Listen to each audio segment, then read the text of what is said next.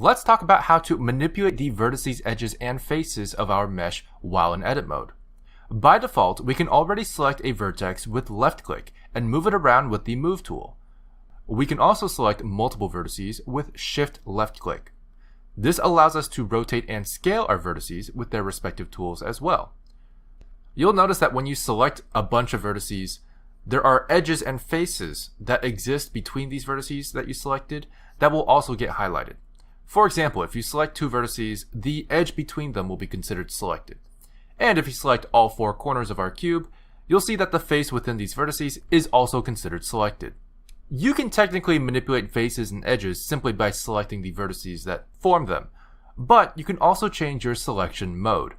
In the top left-hand corner of the viewport, you will see three icons that represent what selection mode you're in. By default, we're already in Vertex Select, but you can also change it to Edge Select or Face Select mode. These will allow you to select the edges or faces directly. For a more intuitive experience, you may enjoy holding Shift and left-clicking these icons to activate more than one selection mode at a time. For example, if we were to turn on every one of these modes at once, you could click anywhere on the mesh to select either a face, an edge, or a vertex at any time. Box Select, Circle Select, Shift Select, and most basic selection tools are available in edit mode as well. For hotkey users, simply use the 1, 2, and 3 keys on your number row to change your mesh selection mode. You can also hold Shift and then press 1, 2, or 3 to activate multiple selection modes. Another very important tool while in edit mode is loop selection.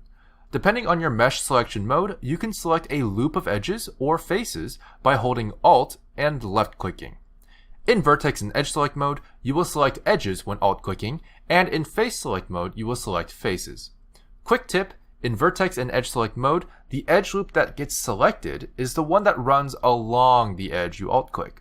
However, when in Face Select mode, the face loop that gets selected runs perpendicular to the edge you alt-left-click.